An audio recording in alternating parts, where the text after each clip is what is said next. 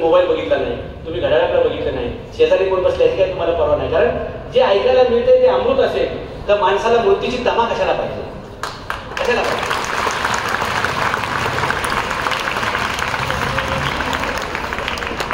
आणि सकाळची शिवजयंती खरी शिवजयंती, सकाळची शिवजयंती खरी शिवजयंती, संध्याकाळची शिवजयंती प्रतिष्ठेची शिवजयंती.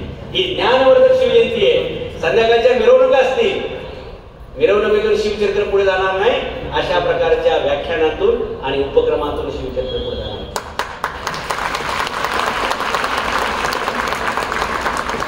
शिवाजी महाराज घडले कसे हे कळलं तर पुढचा इतिहास घडेल ना. आणि ज्याला इतिहासच माहित नाही तो इतिहास घडेल कशातून.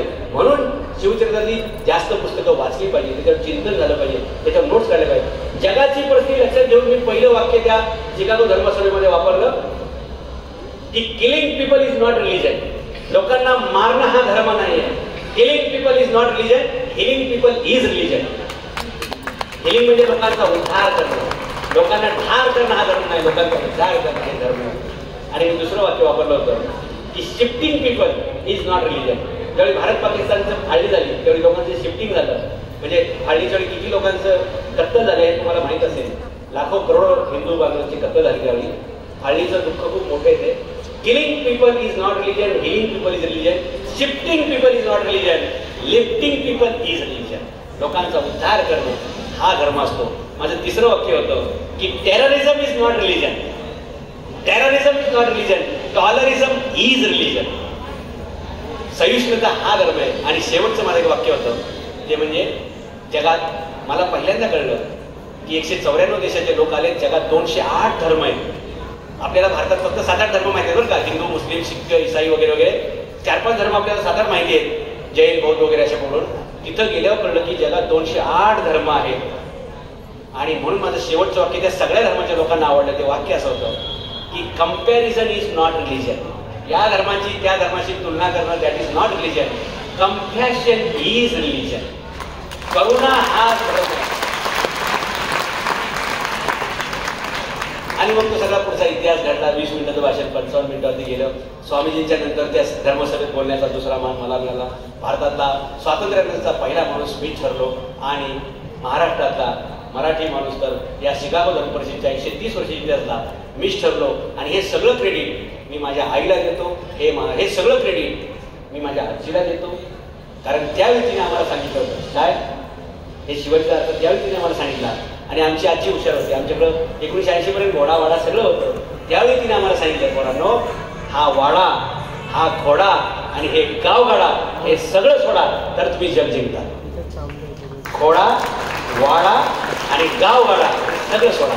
आणि म्हणून मी पुराण तुम्हाला आग्रहाने सांगितलं की शिवराय शब्दाचा अर्थ तोच आहे की शिक्षण, वर्तन, राहणीमान आणि त्याच्यातून यश. तुम्ही सुद्धा सतत तयारी करत राहा. कधी कुठे संधी मिळेल मित्रांनो सांगतात नाही. मला जर इंग्लिश आलं नसतं तर शिकागोत मला भाषण करता आलं नसतं. म्हणून मी सांगितलं चतुरंग सैन्य 4 भाषा आपल्याला आल्या पाहिजे मित्रांनो. आणि नेहमी नवीन नवीन लोकांना भेटा, नवीन नवीन विषयाला फेस करा. जर तुम्ही तयारी दाखवत नसाल तर तुमचा मृत्यू पक्का आहे. आणि जर तुम्ही तयार होत असताल प्रत्येक संकटाला सामोरं जायची तर तुम्ही अमर होण्याचा शिक्षा तुमच्याच माथ्यावरती, तुमच्याच हातात आहे. तो तुम्ही घ्या. आणि शिवाजी महाराजांचा इतिहास जगभर पोहोचतोय. आज मला आनंद वाटतो की अमेरिकेच्या 252 शहरात शिवजयंती होती आहे, जगभर शिवजयंती होती आहे. त्या स्मॅपच्या फाउंडर मेंबर आपल्या हेमाताई राजमळे यांनी खास आपल्या कॉलेजला वेळ दिला. त्याच्याबद्दल त्यांचा एकदा टाळ्या वाजून आपण सगळ्यांनी अभिनंदन करूया.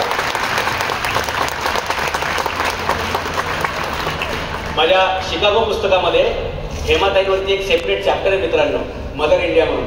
ज्यावेळी युक्रेनचं रशियाचं युद्ध सुरू झालं त्यावेळी आपली 4,500 मुलं त्या युक्रेनमध्ये अडकली होती. त्या सर्व 4,500 मुलांना विमानात बसवून सुखरूप भारतात पाठवण्याचं काम कोणी केलं तर त्या हेमाताई राजमळे.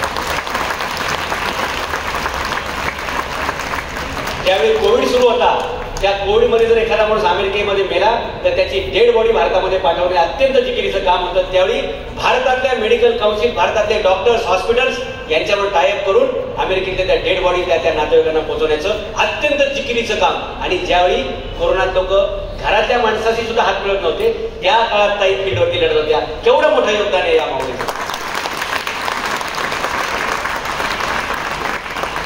आपल्याकडे तरी शेती आहे मित्रांनो, आपल्याकडे भाजीपाला, दूध, फळं वेळेवर मिळतात. अमेरिकेमध्ये एवढं नव्हतं. अमेरिकेमध्ये अनेक लोकांना तपासणीची वेळ आली कोविडमध्ये, त्यावेळी त्यांच्या घरापर्यंत जाऊन धान्य पोहोचवण्याचं काम हेमाताई राजमाळे यांनी केलं.